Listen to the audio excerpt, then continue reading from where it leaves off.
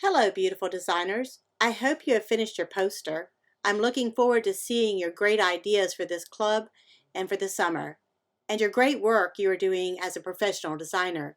This is one of my favorite projects as a graphic designer. It can be the most rewarding or the most frustrating. To create a logo, you must meet with the client, query them about their business, and find out what they envision their logo will look like. Or they will tell you everything about their business and what they want the John Q. public to perceive about their business. Have you ever heard the quote, "A camel is a horse designed by a committee"? Logos can be frustrating because if there is more than one person deciding on the logo, they will all have different ideas and they will all want their ideas incorporated into the design. Sometimes you just get that wow factor and win on the very first try. Kind of like golf. Sometimes you birdie and sometimes you end up in the woods. So if you think you have a gift for designing logos, how much do you think you can earn? Wikipedia says from the DIY designer to working with a graphic designer or agency, the cost of a logo can vary from $2 to $2,500 or more, with several options in between. Mid-range options include buying a logo from an online logo maker, starting at $20, or a design crowdsourcing website, starting at around $100. However, there are still full-service advertising agencies that won't even think about your logo until you put $1,000 down and balance upon delivery.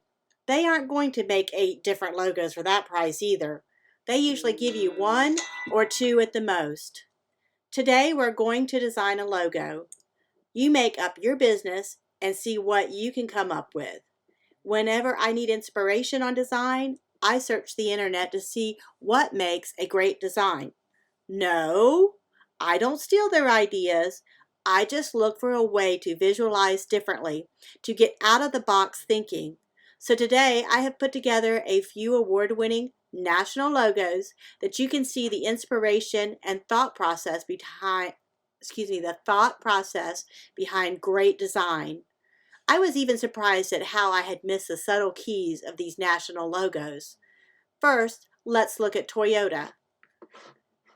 If you look at it, they did a nice sketch on where they came up with this design. I always thought it was some kind of space ship. You know, we have the 3D look and ovals are very moving. But if you look at it, they actually spelled out Toyota with circles.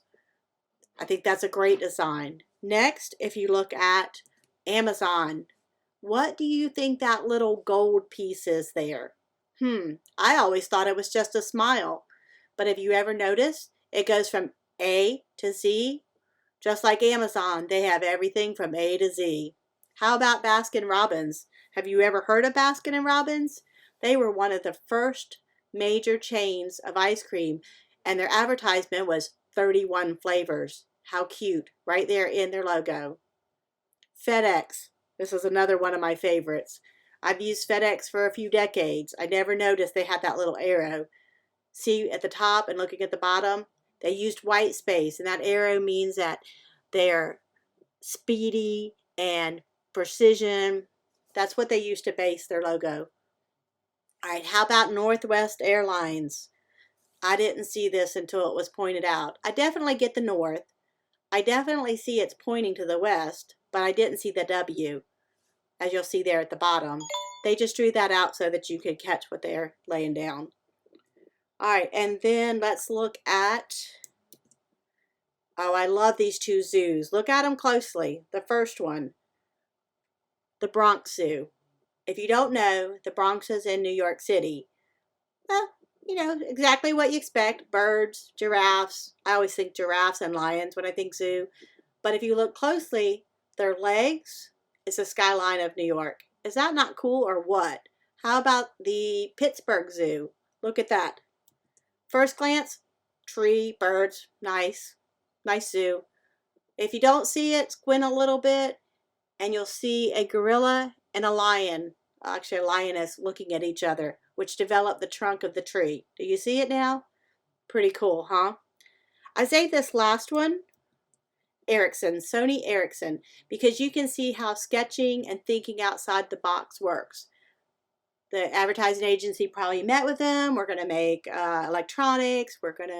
We want something that looks new and exciting. Who knows? Maybe they even said, I want this color. Green is go. So you're looking at being progressive.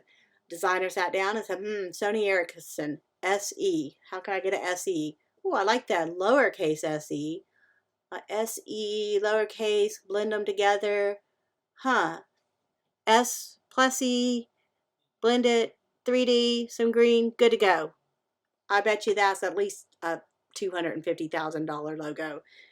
So look at that. That's thinking outside the box. That's what sketching will do for you.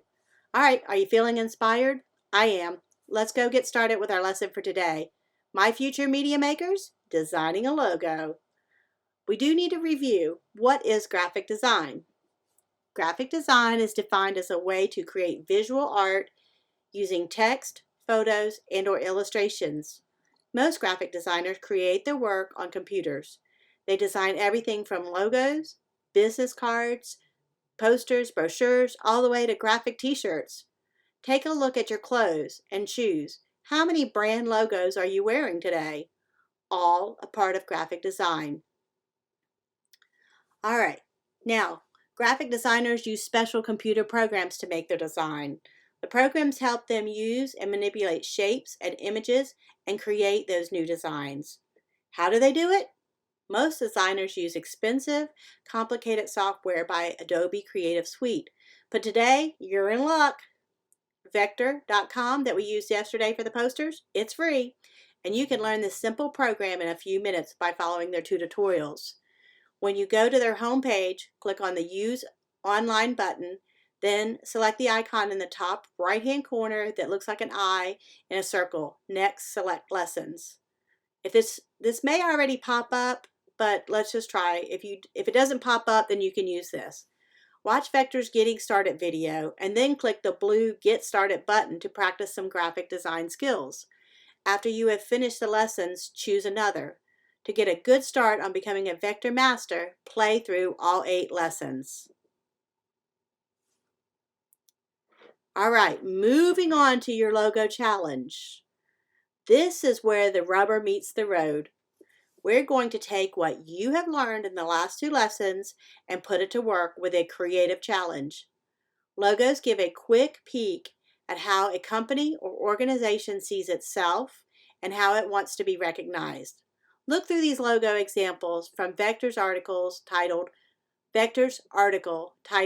What are Iconic Examples and How to Create One?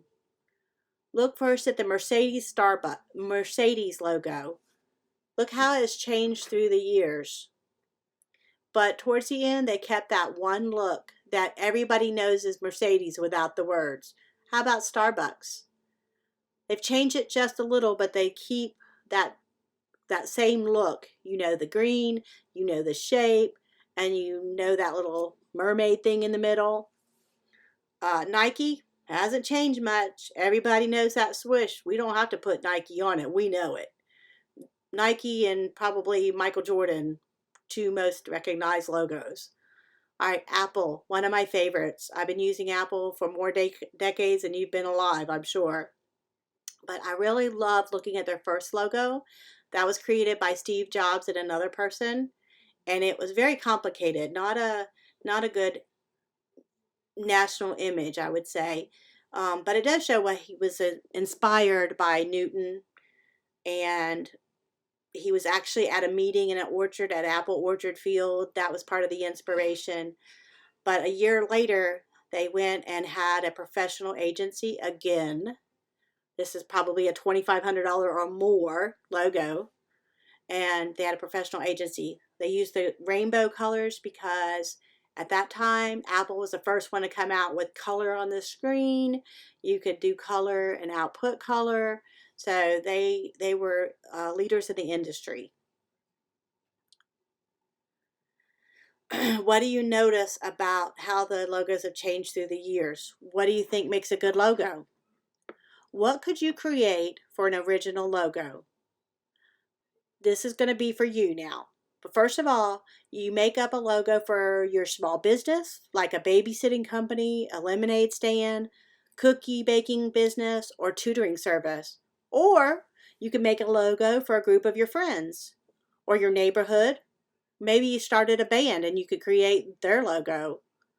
How about a new logo for your club or a new logo for My Future? Who knows? You might be the next great designer. Here are some questions you need to ask for designing your logo.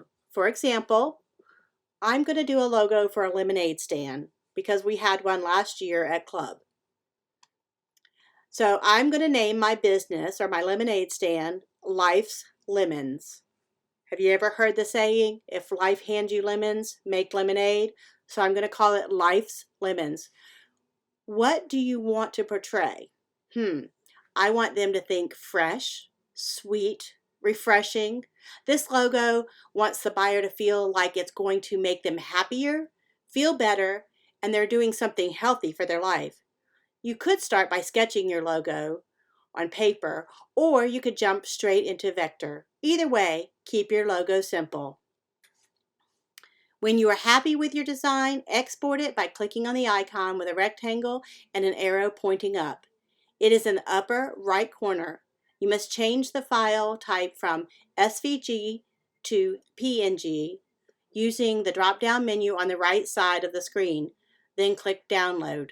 Upload the logo you created or share a photo of your favorite logo you sketched.